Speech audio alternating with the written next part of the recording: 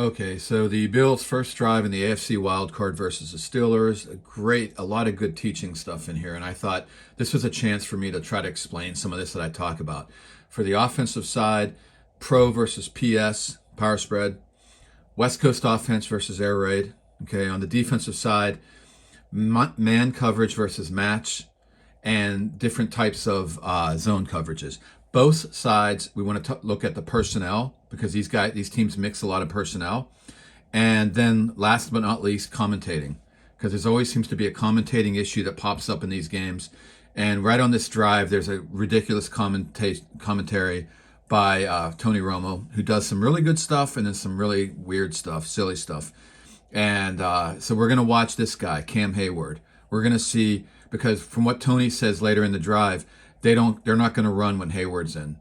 Okay, so it's ridiculous. And by the way, Joe Brady, offensive coordinator now. It was Ken Dorsey. Ken Dorsey's more of a pro style. Goes way back to the Miami Hurricanes. He's a pro style guy. Joe Brady has some of that from Sean Payton, West Coast offense, Bill Walsh style. But he also had, which is like a horizontal spread, quick game, combined with air raid, combined with mainly Joe Moorhead.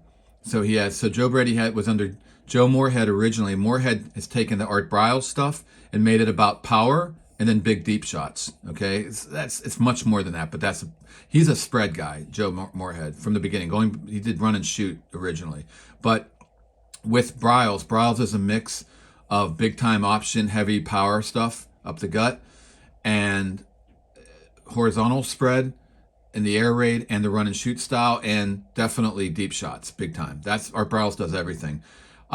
He's his own guy. So Joe Moorhead's from that style, and Joe Brady first learned from that, and then Joe Brady learned from Sean Payton with New Orleans Saints. West Coast offense, a lot of horizontal spread, but all more intricate than that, but a lot of horizontal, West Coast offense stuff. So let's take a look at PS versus pro. And then Tomlin's background on this side of the ball goes way back to the Tampa 2 stuff, which was first started by Bud Carson, Pittsburgh Steelers. Tony Dungy was playing for them. Jack Lambert, if you ever heard of this guy, look him up, with a big linebacker for the Steelers in the 70s. They used to run him down the middle in a cover 2. So you had 2 safeties deep, with the middle hole was always an issue, and they'd run the linebacker down there, okay? Dungy with Monty Kiffen made it into a system they called Tampa 2, a cover 2 with a guy in the hole, Tampa 2. That's what Mike Tomlin came from, and then Mike Tomlin got with Dick LeBeau, the great Steeler defensive coordinator and innovator. He had the 3-4 zone blitz with cover 3 behind it. He mixed a lot of pressure, but he didn't like to mix the coverage. Tomlin wanted to mix coverage.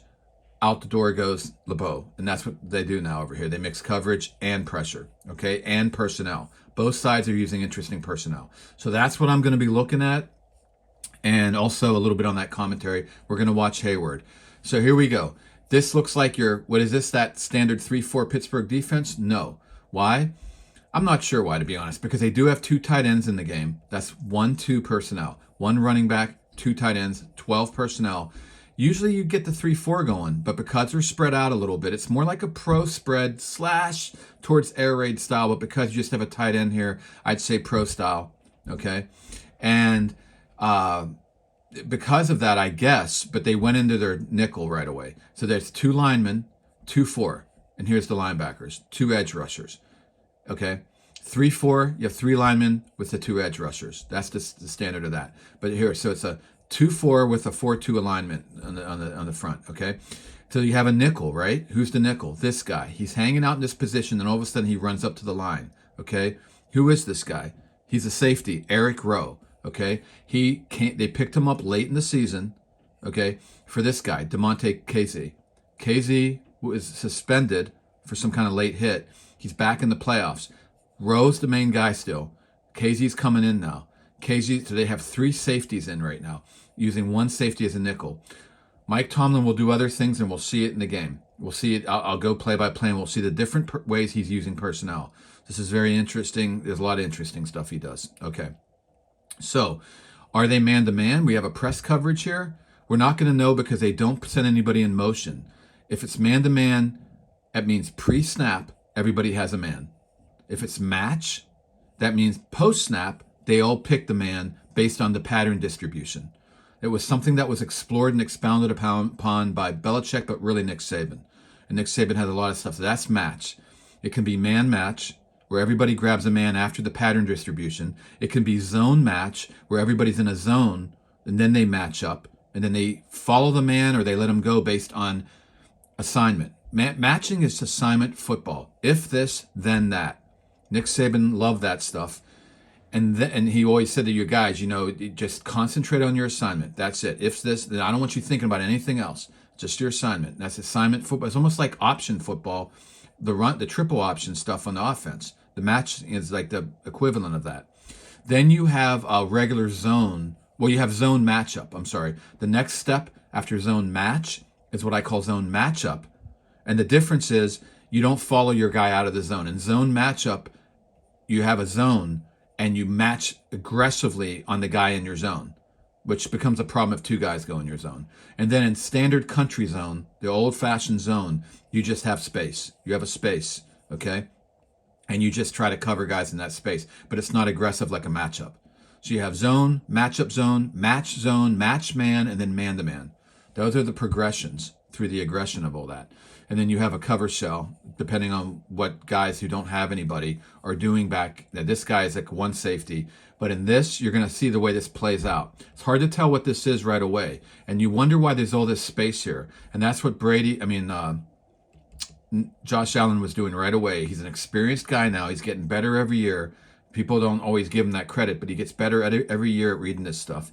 And he's like, hey, there's space here. Let's keep it simple. Okay? Now, as we see this play out, okay, he's coming on a blitz, it looks like. Rowe, the nickelback, who's the safety, the nickel safety. Yep, he's coming on a blitz. This guy, it's a match. You know why you know it's a match, too, by the way, as a fan? If you want to look at this stuff, and I mean, you have to see kind of replays usually for this, but look at the way this guy is setting up. That's a technique, and that's a technique. This is outside. You're not getting outside here. That's outside technique. This guy, you're not getting in the crossers over here. When you see guys starting to, look how he doesn't have a technique. He's man-to-man. He's straight up man-to-man. And he might even be on a little on the inside there, the inside technique. He's using the sideline as a help defender, using the sideline. That's man-to-man. So, it's actually press coverage. You can have press or you can have off-man. I'll give you back here. Okay, so when you start seeing these guys leveraging, that's a classic. That's what Saban was really trying to do, leverage space. Okay, so when you see that happening, the beginning of football, it was just man-to-man. Then it was starting to do these zone. You're starting to occupy space. Okay, that was Shaughnessy. Clark Shaughnessy was big on that, and then went from there. Okay, then with Saban and these guys, they're like, let's leverage that space. So this is leveraging. Like, hey, you're not crossing across me, man. And same here. You can go back, Google videos. There's a ton of Michigan State stuff. Google Saban teaching seminars or whatever. You can learn all this stuff online. It's not. I actually talked to the real coaches. I never talked to Saban, but I've talked to coaches. I've learned through that. But I learned through watching on the seminars too, and all this stuff. So anyway, once you see guys leveraging, it's most likely match and not man. Okay. So what is this? Is this a 3 match with this guy pressed over here? No, I think this is my guess. It's 3 match because it's very odd to have a safety here and a guy outside him pressing. But it looks like Tomlin's actually 3 matching the safety, the cornerback, and the deep safety. Isn't that crazy? And it's interesting. But he's way too far back. So right off the bat, Kazee is not doing his assignment. He's not. He's been out. And now he's back. He practiced this week, I guess, but he's not right. He should be up in here. He doesn't have the right technique right off the bat. And this is bad execution. And because of that, he sees space. And he just keeps his eyes right on that space. And I know that people say you don't want to just lock on a receiver, but he's really not locking on a receiver to me. He's locking on space. And he's right to do so. Because Kazee never comes up on that space. He never really matches his man assignment there. So, yeah, he does have the deep third maybe, and that's why he's doing this. But when you see all that, you've got to be up. This guy, he has it right. That's Patrick Peterson, the veteran. He has it right. He's in the right way. If this guy hitches, he's on him. Well, this guy starts to go in, so he's checking that out, and he sees this guy might be going deep. So he's like, I better grab the guy on a deep third, but he's heading to the middle. That's really the middle safety. And anyway, we have a linebacker roboting him. Everybody's kind of mixed up here, though. And so we got guys mixed up all over the place, and this happens throughout this first series and throughout the game by the Steelers. That's why they gave up so many yards. They've had attrition. They lost guys last year. Then they had a lot of injuries, and like a lot of people. And then they suspension, and now guys are coming back. And when this all happens, things become a mess. Guys do the wrong things. So I pretty much see you get this guy going in the flat. No one has him. All right. I'm pretty sure this linebacker probably should be matched on him. This guy should probably be matched on him. But this is Mykal Walker, a young guy filling in for injuries. And I wonder if, though, he's doing the right thing. He's so he has so much conviction in this robot move where he grabs this guy, matches this guy down the field, that and nobody yells after this. Like if people are screwing up, Peterson's a vet. He would turn around and say, you don't have him. So my guess is Peterson's got to watch. He's got the third, and he's going to match someone. I think he just has this guy. This guy pops in. He's going to the middle. I think he did the right move. And I think this linebacker, Roberts, has to go down on him. I could be wrong. Maybe he's down here, but I don't think so. Not in the match 3. I think this is match 3. I think he just needed to be up here more in his technique. And I think that Peterson has him, but he's just watching him just in case he does a corner. If this guy does a corner route or a sail or something or an out, he has to get him.